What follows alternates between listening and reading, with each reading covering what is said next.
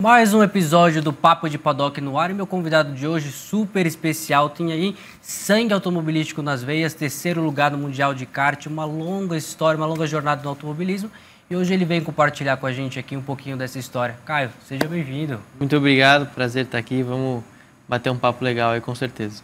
Falei dessa veia automobilística aí, a gente tem que começar por aí, história do seu pai, piloto, você já pensou em seguir a mesma carreira, não? Acho que quando eu tinha... Muito difícil, né, não ter seguido uma carreira. De rally, é bom a gente falar disso, que eles vão falar assim. Ele foi piloto de Rally dos Sertões, disputou o Dakar também.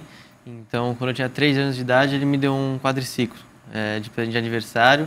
E daí eu ia acompanhar ele nos rallies, ou todos os rallies dos Sertões aqui que eu conseguia, eu ia acompanhar ele e tudo mais. Só que minha mãe começou a não achar muito legal, né? Então ela tentou me jogar pro tênis, futebol, natação, qualquer outro esporte, ela ia me jogando e eu ia fazendo. Só que o que eu gostava mesmo era de correr, só que infelizmente ela não deixou, ela achava muito perigoso eu seguir a carreira muito parecida com a do meu pai, principalmente na terra. Eu acho que ela via meu pai voltando dos ralis, sempre muito machucado ou direto no hospital. Então, realmente ela falou, você está muito novo, isso você não vai fazer. E aí com 8, eu fui visitar um kartódromo, e aí ele me deu um kart de presente, eu comecei a andar e nunca mais parei. Isso com 8 anos, logo na sequência, anos depois, você já ganhou aí Mundial de Kart. Conta pra gente um pouquinho como que funcionou, foi tudo isso, né? Como é que funciona também. Aos 8 eu comecei a disputar os campeonatos nacionais aqui, Campeonato Paulista, Campeonato Nacionais, dos 8 aos 12 anos. Então, comecei aos poucos, comecei só disputando o regional nos kartódromos e aí fui subindo, Campeonato Paulista, Campeonato Nacional. E aí fui me destacando, fui indo bem.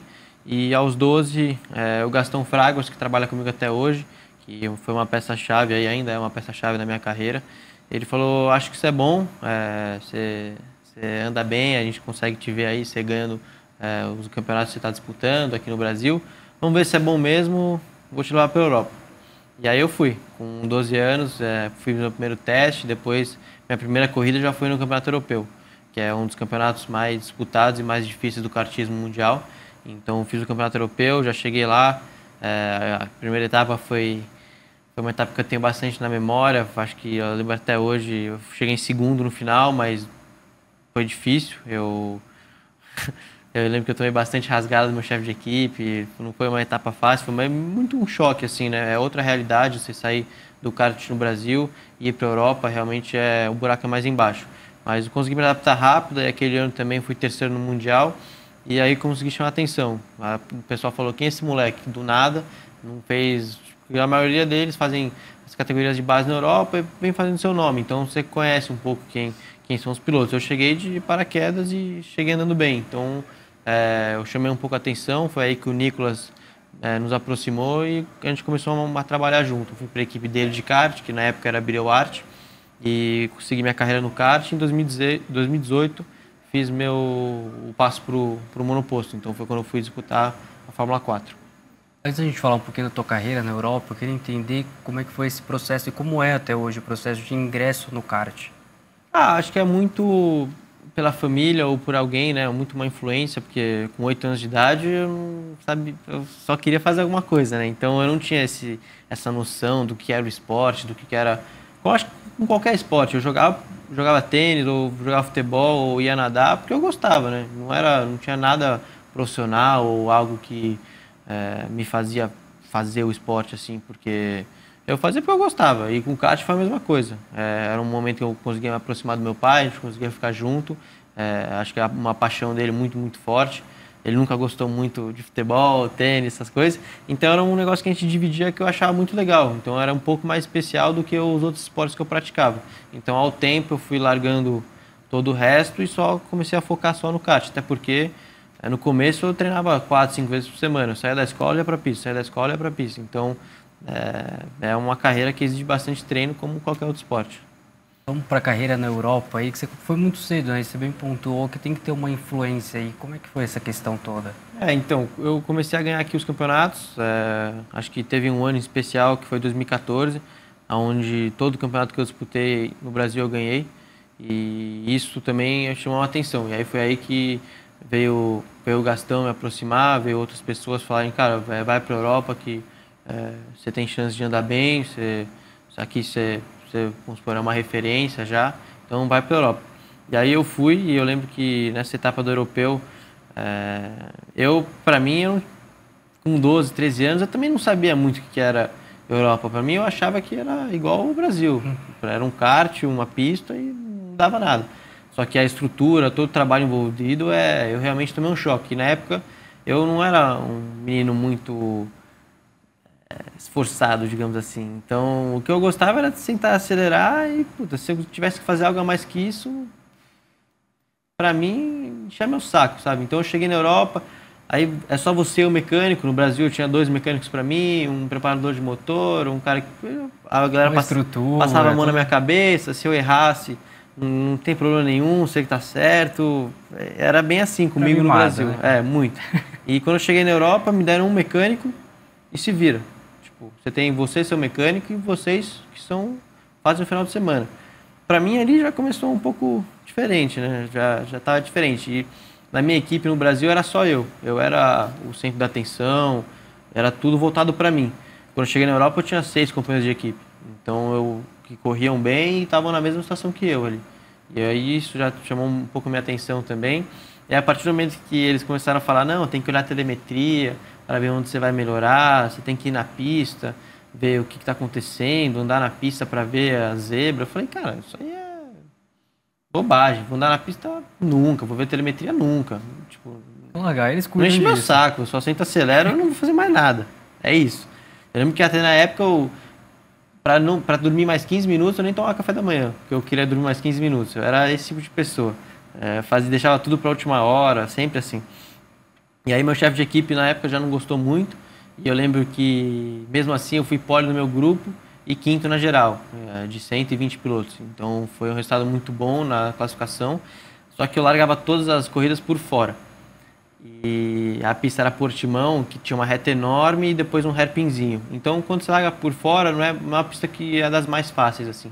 E aí eu lembro que na primeira bateria classificatória, né, por conta de ter vários pilotos, eles dividem depois em grupos, e aí você corre A contra B, A contra C, então fazem uma somatória de pontos para depois ir para a pré-final e final. E aí eu lembro que na primeira bateria eu fui tentar passar o primeiro colocado por fora, o cara me mandou no pneu, então eu não acabei. Aí eu já fiquei meio...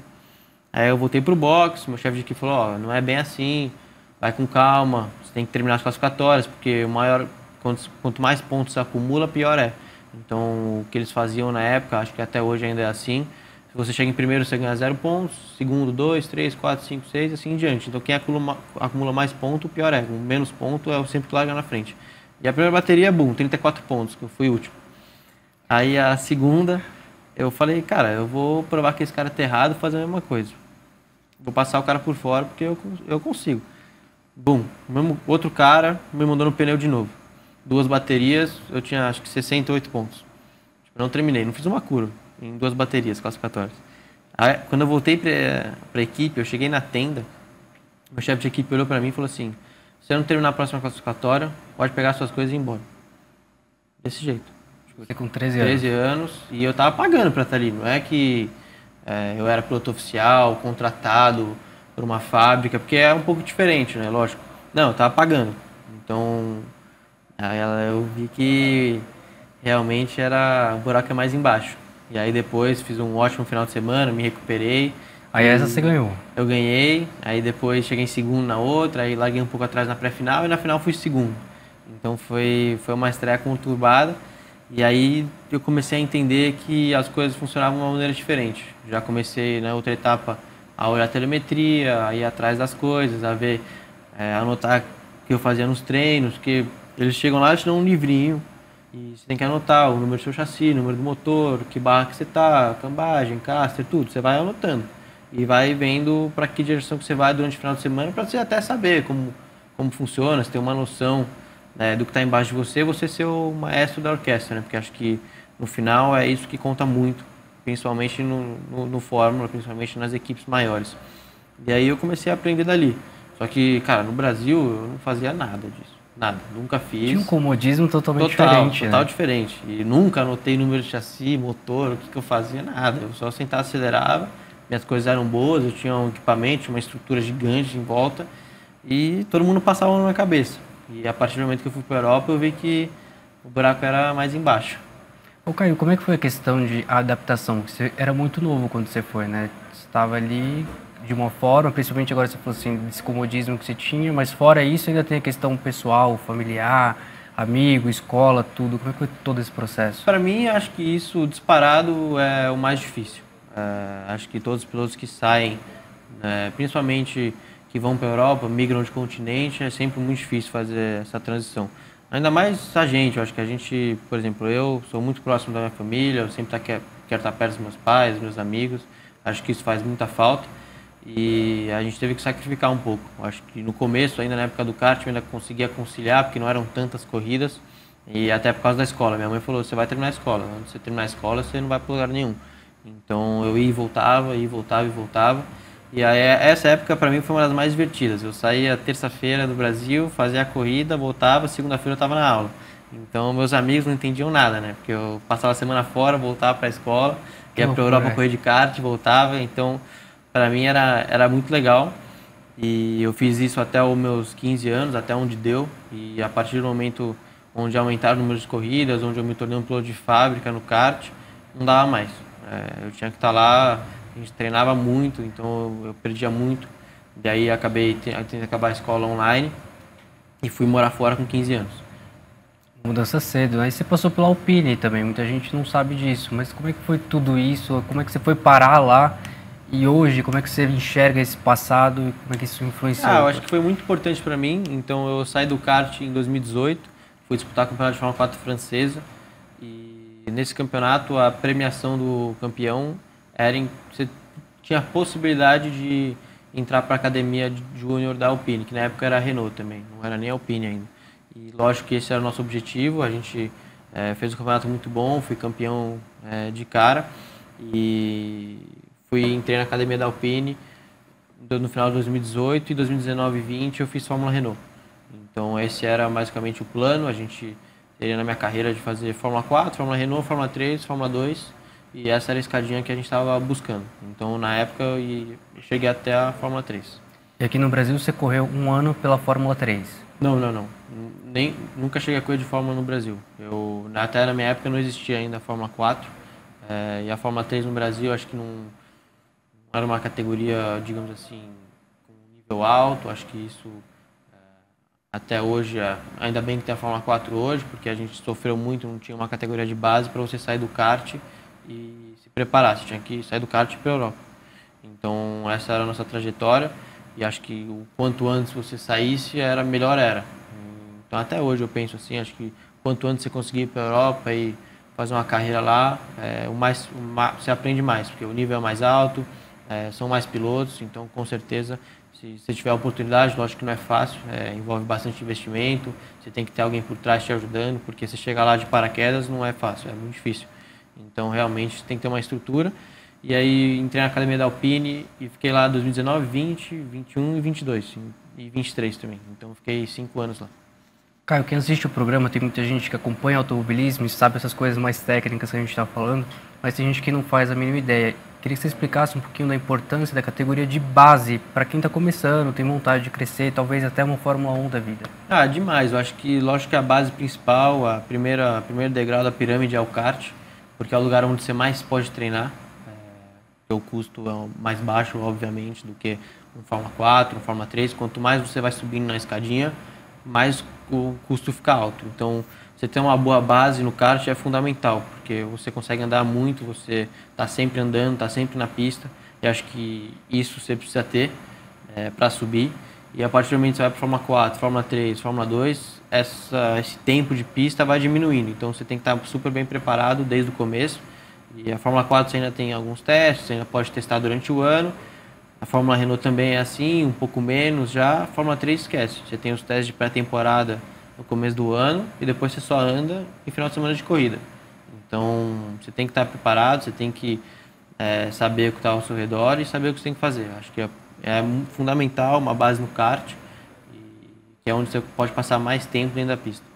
Ano passado todo mundo estava curioso para saber para onde você ia, e aí surgiu todos aqueles rumores que você talvez fosse para o WEC ou você talvez iria para a Fórmula 2, e não foi para nenhuma das duas.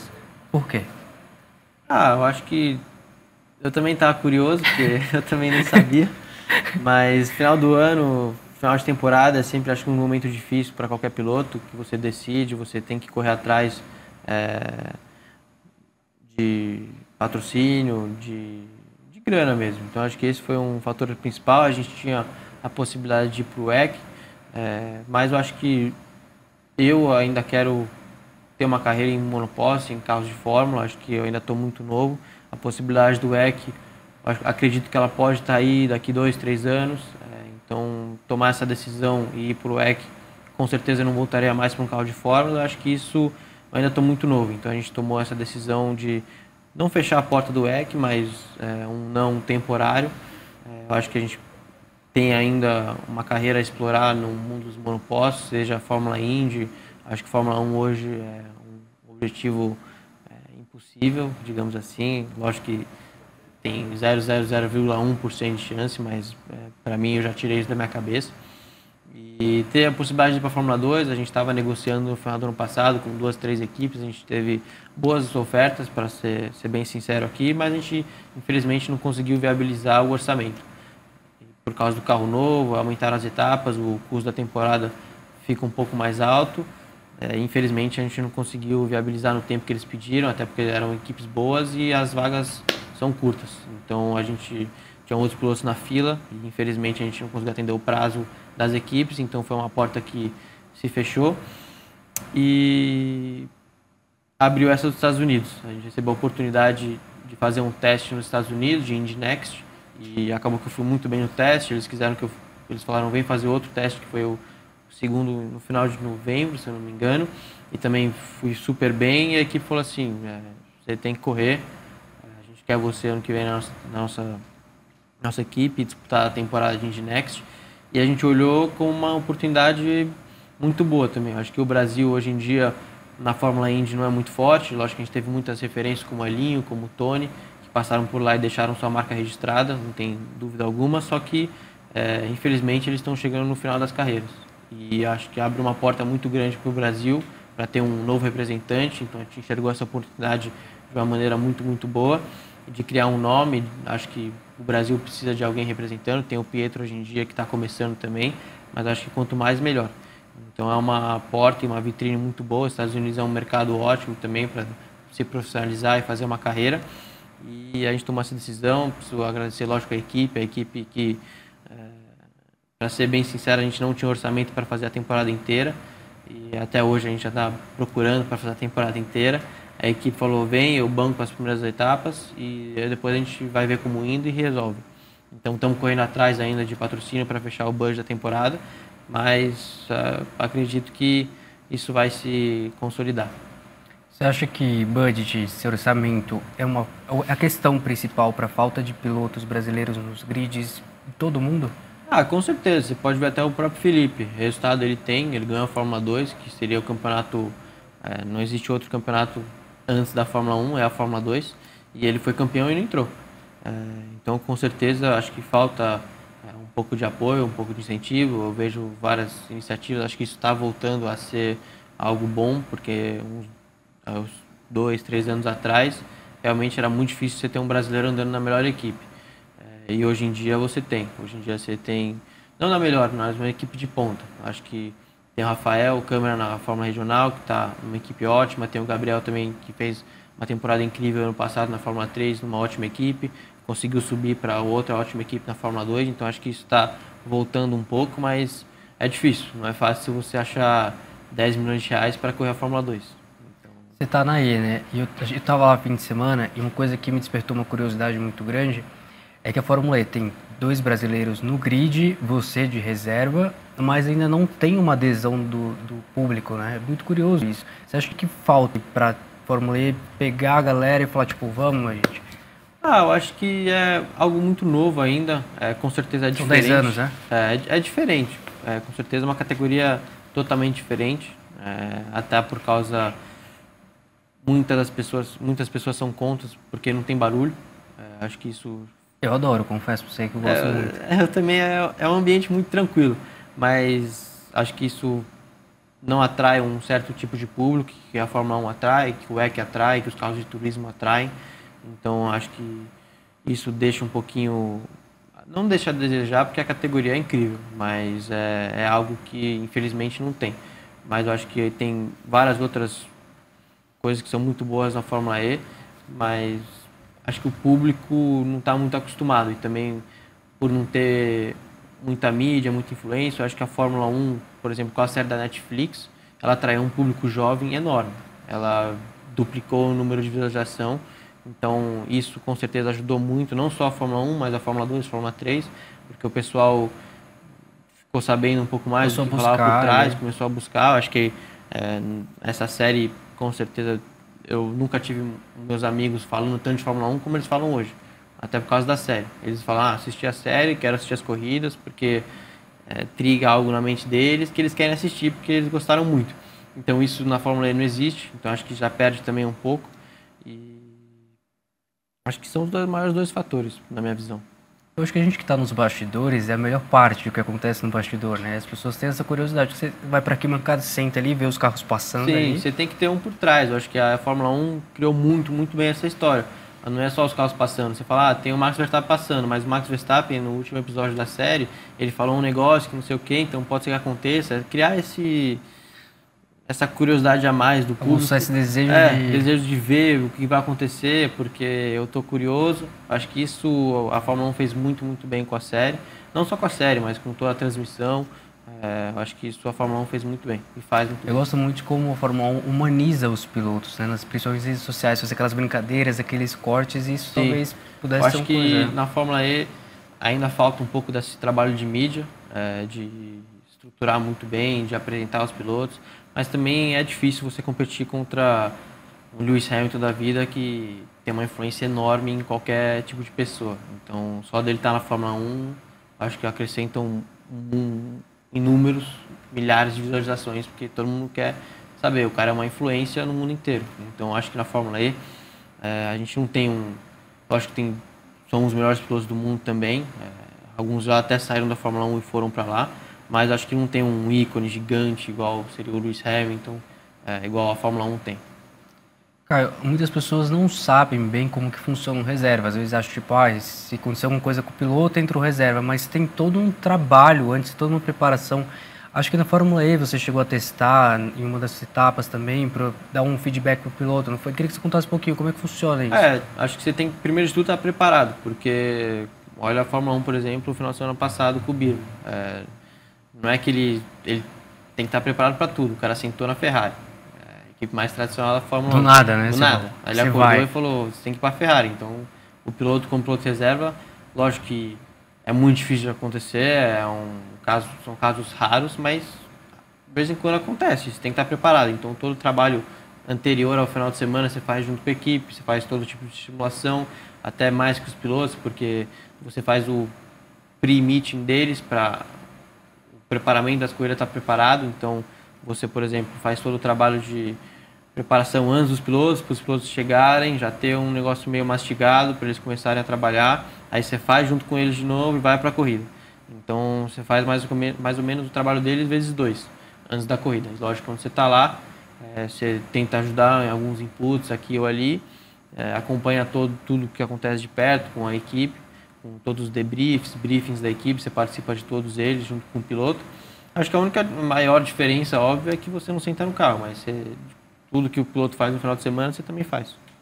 E como é que é a questão do circuito? Porque é circuito de rua. O simulador é muito difícil, mais fácil, talvez, do que um circuito normal? Eu acho que é uma outra questão da categoria que é legal. É que, por exemplo, todas as pistas são pistas de rua. Então, para você andar no limite, lógico que um circuito de rua exige um pouco mais de... não diria foco, mas é um pouco mais difícil você achar o limite do carro, achar o seu próprio limite num circuito de rua do que numa pista normal. Então você acaba tendo uma corrida um pouco mais disputada até algumas vezes, por causa da questão de energia da Fórmula E. Acho que a corrida da Fórmula E, para ser bem honesto, eu quando não entendia muito e achava até um pouco estranho, todo mundo andando muito junto, a questão da ultrapassagem. E a partir do momento que você começa a trabalhar e entender o que acontece por trás da corrida, realmente é uma categoria muito interessante. Caio, é muito legal que você está em duas corridas totalmente diferentes, com pegada diferente, circuito diferente, ao mesmo tempo, né? Como é que é a preparação tua, principalmente psicológica, para essas duas coisas totalmente opostas?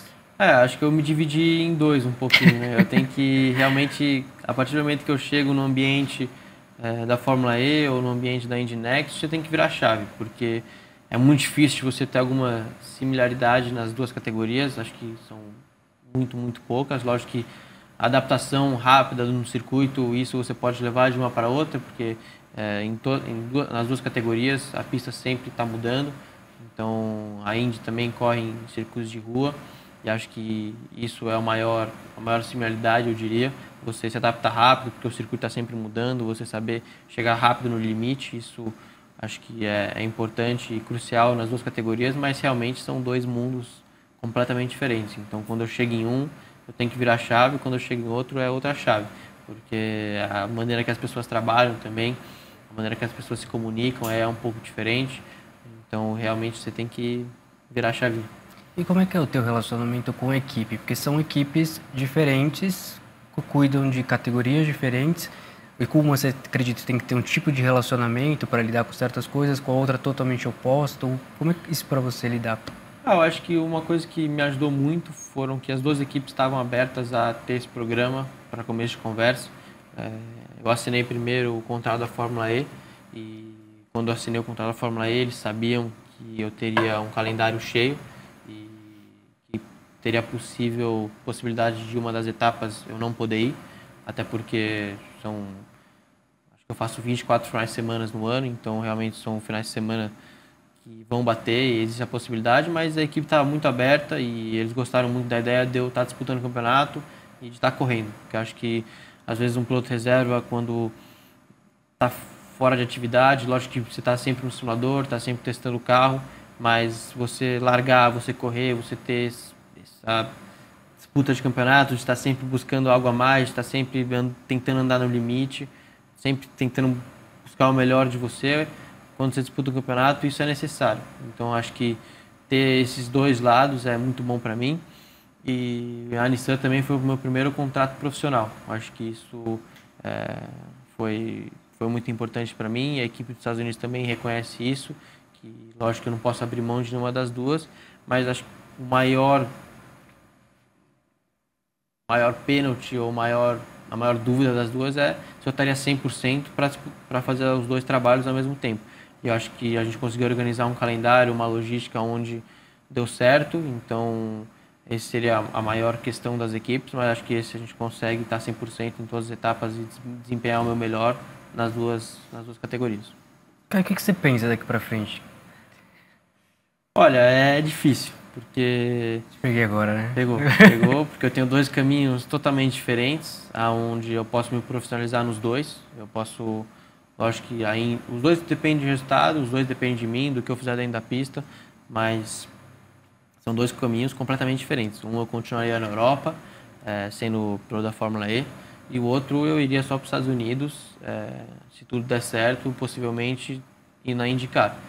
Então acho que as duas coisas me atraem. O que eu quero é ser um piloto profissional, um carro de Fórmula, porque por mais que eu goste muito do WEC, ainda me atrai você sozinho dentro do carro. Acho que essa pressão a mais, eu gosto muito de viver isso, de estar nisso, ainda sou muito novo. Então realmente eu acho que esses carros de Fórmula para mim me atraem um pouco mais. Eu seria mais feliz fazendo isso. Não descarto nenhuma porta no WEC, se me chamarem, com certeza eu vou também, porque o que eu quero hoje é ser um piloto profissional e viver bem. Ter uma vida boa e viver disso. Acho que esse é o nosso maior objetivo. E a gente tem duas oportunidades muito boas, mas onde eu vou estar ano que vem, só Deus sabe. Se for viabilizada a questão do orçamento, ainda dá para ingressar na Fórmula 2 ou não? Eu acho difícil. Eu acho que eu já tenho um contrato profissional hoje em dia. A Fórmula 2, você precisa pagar para estar ali, então é um pouco diferente. Então, realmente, eu acho que se uma das portas se abrirem para mim me profissionalizar e ser piloto oficial, eu não me vejo indo para a Fórmula 2. Lógico que é uma porta que eu ainda a Fórmula 1, lógico que sempre foi o meu sonho desde que a gente começou. Hoje em dia eu já tirei isso da minha cabeça, Mas se surgir a oportunidade, nunca se sabe. Mas acho que é muito, muito pequeno. Hermínio, eu queria conhecer um pouco o teu lado pessoal, né? Eu conheço o Caio piloto, mas do lado pessoal, você tem ali teu pai, que é um piloto, mas como é que é o Caio fora das pistas, sabe? Tipo, você faz tempo de lazer, porque tua vida é muito agitada, né? E você voa mais do que tá em casa. Sim, eu acho que eu, por mais que eu seja uma pessoa que gosta de estar perto da minha família, dos meus amigos, eu me aprendi a me dar muito bem sozinho. Eu passei muito tempo da minha vida sozinho, morando sozinho, e eu acho que isso foi uma característica minha. Sou uma pessoa calma, acho que tranquila, acho que até na pista eu consigo passar um pouco da minha personalidade dentro do carro. Lógico que exigem horas que você precisa ser agressivo, você precisa tomar decisões muito rápidas, mas você ter calma em alguns momentos ajudam muito, principalmente antes de você abrir uma volta na classificação, em alguns momentos da corrida, você precisa ter calma, você pensa melhor, você também consegue usar um pouco da sua capacidade física, um pouco. Se você estiver muito nervoso, às vezes você usa mais energia do que você precisa. Então acho que essa minha personalidade, ser um cara, acho que tranquilo, não me estresso muito fácil, eu sou bem relaxado, às vezes até um pouco demais, mas acho que isso eu consigo passar um pouco para dentro da pista. E o que eu faço hoje, acho que eu tive um novo hobby que eu gostei muito. Meu pai começou a fazer Ironman, então disputar 70.3, acho que isso, todos esses triatlons, acho que esse esporte me atraiu muito há um ano e meio, dois para cá, então eu comecei a fazer isso. Lógico que exige tempo, e tempo é uma coisa que infelizmente eu não tenho muito, mas quando eu estou no Brasil, eu sempre treino com ele e estou pedalando, correndo, nadando. Eu não gosto muito, mas infelizmente para praticar o esporte você tem que nadar. Mas acho que isso também ocupa muito do meu tempo. É uma paixão que eu descobri há um tempinho atrás e além da corrida tem isso como um hobby. Sabe que desde a última vez que a gente se viu, acho que o Caio, gente, ele postou acho que uns 5 stories correndo lá de bicicleta. Eu fiquei cansado porque eu sou extremamente sedentário. Então eu queria ouvir de você como é que é essa questão de preparação para as corridas. Você já treina, obviamente, mas como é que é tudo isso? Academia?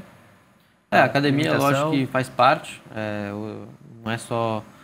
Acho que o esporte é um esporte muito físico, principalmente na Indy Next, é um dos carros mais físicos que eu já guiei, que exige muito do seu corpo, da sua capacidade. Então, a academia é crucial, até para prevenir lesões, porque por mais que eu corra, pedale, eu preciso ter um corpo que se adapte e também recupere muito rápido. Acho que a recuperação é essencial quando você pratica esse tipo de coisa, esse tipo de esporte. Então, eu tenho um acompanhamento nutricional também. Acho que isso é essencial, você saber se recuperar, saber descansar, porque no outro dia você tem que estar zero bala de novo e pronto para outra. Então, e também com a questão de voo, estudo, fuso horário, você tem que saber recuperar rápido. Então, acho que isso é uma coisa que eu fui atrás esse ano, ainda mais pelas viagens, todo esse tipo de logística. Eu vou passar muito tempo no avião, eu preciso chegar e estar pronto no outro dia para desempenhar ao máximo. Então, acho que essa recuperação eu fui atrás de melhorar esse ano. Mas, não, é um negócio que eu gosto de fazer. Tem gente que, há 2 anos atrás, se eu falasse para mim mesmo que eu estaria acordando 5h30 da manhã para pedalar, eu ia falar, você tá louco, você é um puta doente mental. E hoje é um negócio que eu faço e eu gosto. Então, realmente, acho que eu mudei um pouquinho a minha perspectiva, mas é algo que me atrai, eu não sei porquê, e às vezes quando eu não faço eu me sinto até um pouco mal. E também é uma preparação muito boa para a corrida, porque envolve muito do seu mental.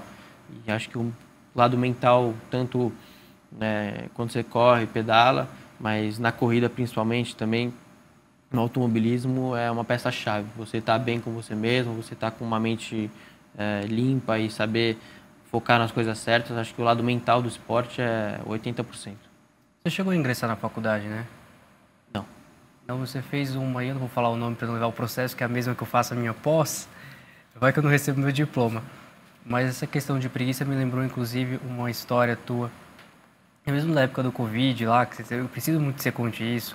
Que você ficou sozinho praticamente dentro do box, contar pro pessoal. Eu acho que você... Essa foi uma história realmente que, para mim, foi um final de semana, acho que eu diria o mais memorável da minha carreira, disparado.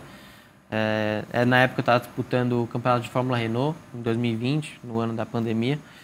E a gente tinha uma etapa que a gente disputava junto com a Fórmula 1. Lógico que o campeonato inteiro, se eu não me engano, era junto com a GT World Challenge. E só tinha uma etapa do ano que a gente disputava junto com a Fórmula 1. Então a gente era a categoria anterior à Fórmula 1. Então, lógico que é uma etapa que você quer que tudo dê certo, porque todas as pessoas estão te assistindo, querendo ou não, é o mundo da Fórmula 1.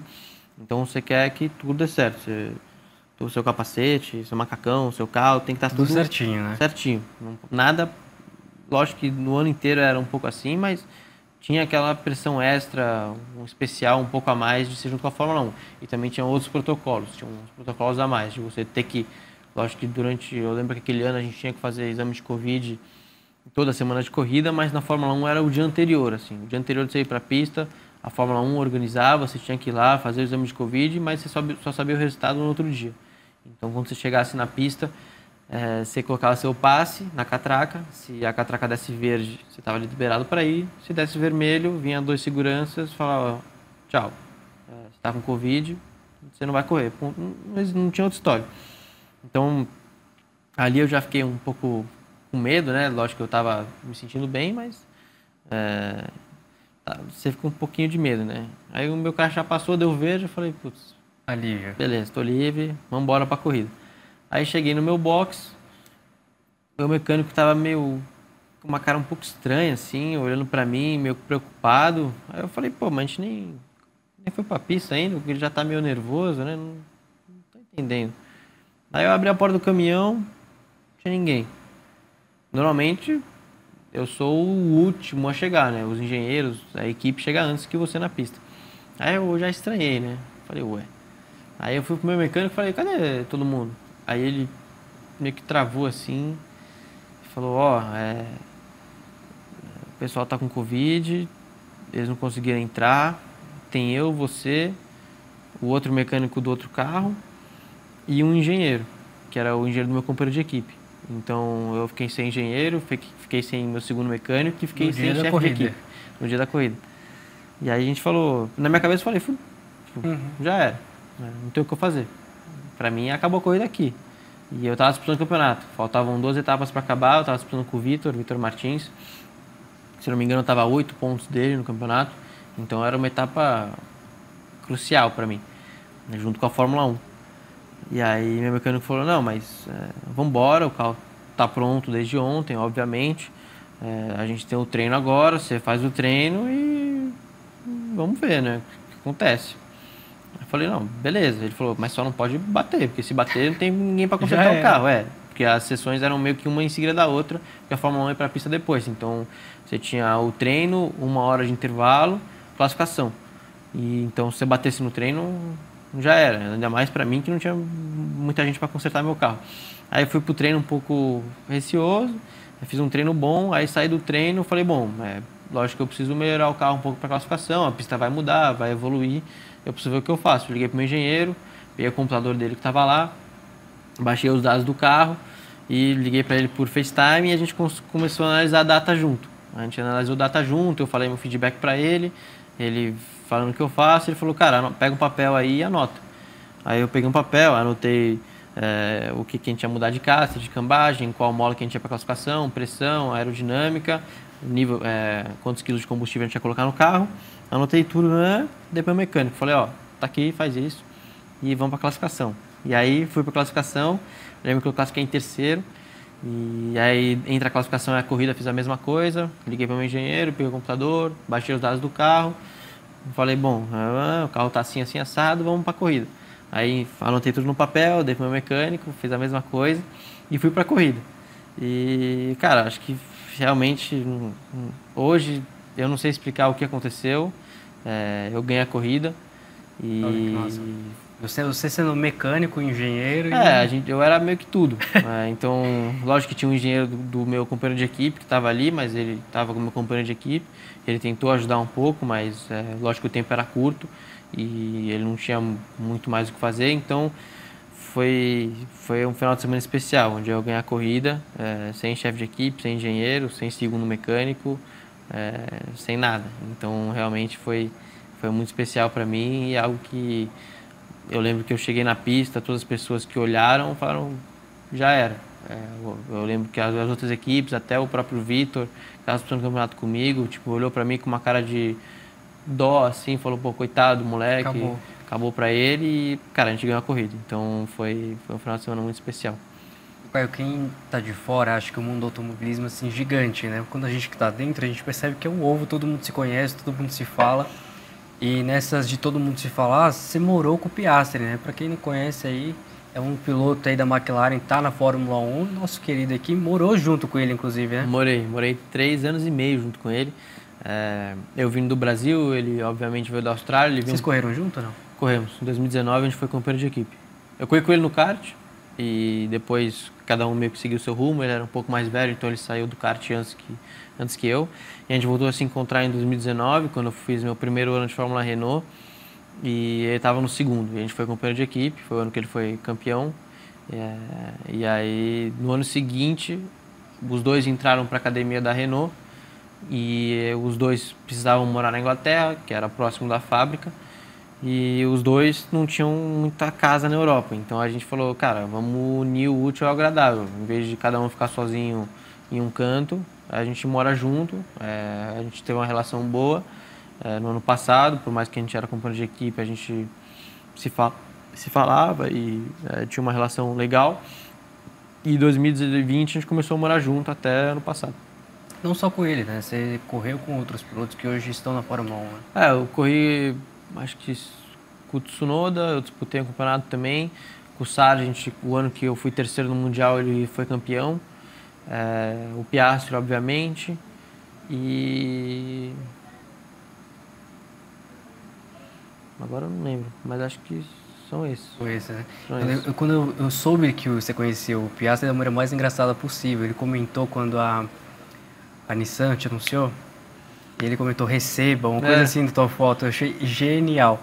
Mas falando um pouquinho ainda da tua carreira, da tua vida, teus planos para o futuro, você já tá, esse ano vai ser um ano totalmente turbulento, acredito que você não vai conseguir parar para sentar de fato e pensar no ano que vem, mas você já tem mais ou menos uma visão do que você quer? Eu acho que ano que vem eu não me vejo fazendo 2 campeonatos mais uma vez, a gente vai ter que escolher um. E acho que o que der é a oportunidade melhor. Isso a gente tem claro na cabeça. Se eu tiver um assento na Fórmula E como piloto oficial, com certeza eu vou para lá. Se eu tiver um assento na IndyCar como piloto oficial, com certeza eu vou para lá. Então acho que a primeira oportunidade que surgir onde eu possa me tornar um piloto profissional é a oportunidade que eu vou tomar.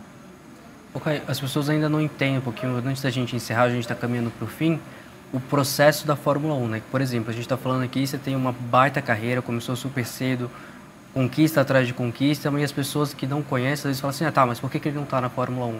Ao longo do programa a gente falou um pouquinho da questão orçamentária, mas é só isso ou mais algum outro ponto impede um piloto tão bom de estar lá? Acho que hoje em dia a Fórmula 1 com certeza é a categoria mais difícil de você ter acesso, até porque são 20 pilotos. Então é o ápice do automobilismo, é a Fórmula 1 e todo mundo quer estar lá. Acho que por ter toda essa competitividade é difícil e as categorias de base, querendo ou não, infelizmente você precisa estar, se não na melhor, na segunda melhor equipe para ter uma chance de disputar o campeonato. E essas equipes, obviamente, são as mais caras. Então, você precisa ter um orçamento bom, você precisa estar na melhor equipe, você precisa ganhar o campeonato. Então, são várias variáveis que precisam se encaixar e, além disso, você precisa ter alguém que queira sair e precisa ter um assento vazio. Então, você precisa de que todas difícil, né? As estrelas se alinharem para você. Você pega o próprio Piastri, ele ganhou a Fórmula Renault, ganhou a Fórmula 3, ganhou a Fórmula 2, tudo em seguida. Hulk, algo que ninguém fez, teve que esperar. Então, realmente, lógico que ele tem que entrar, ia ser um crime se ele não entrasse na Fórmula 1. Então, tinha toda essa pressão, toda essa influência. Só que, querendo ou não, nos 3 campeonatos que ele ganhou, ele estava na melhor equipe. Lógico que ele é um piloto excepcional, eu sou um fã dele, além de ser amigo, eu sou um fã, torço para ele na Fórmula 1, ele é o cara que eu mais torço. Mas, querendo ou não, ele está na melhor equipe, tanto na Fórmula Renault, tanto na Fórmula 3, tanto na Fórmula 2. Então, você precisa de tudo isso, você precisa ganhar e você precisa que abra uma vaga no ano que você ganha. Então, são várias coisas que são muito, muito difíceis de você acontecer, de você realizar, e você precisa de tudo isso dar certo. Tudo alinhado, né? É difícil. Caio, antes da gente encerrar, preparei um bate-pronto pra gente fazer. Tá preparado? Vambora. Vamos lá. Um lugar. São Paulo. Um filme. Inception. Uma música. Uma música? Pode ser Rapture Part 3. Um medo. Aranha. Uma pista. Spa. Uma corrida especial. Spa 2023. Um superpoder. Putz, superpoder?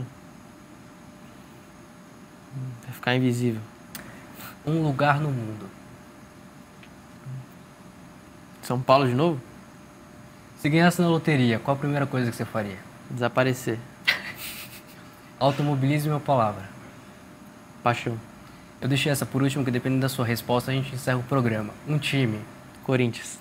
Encerrado o programa, Caio, muito obrigado pela sua participação. Espero que tenha sido tão bom para você quanto foi para mim. E para vocês que acompanharam até aqui, obrigado aí pela participação, pela audiência. Até o próximo episódio. Obrigado a vocês. Valeu. Tchau.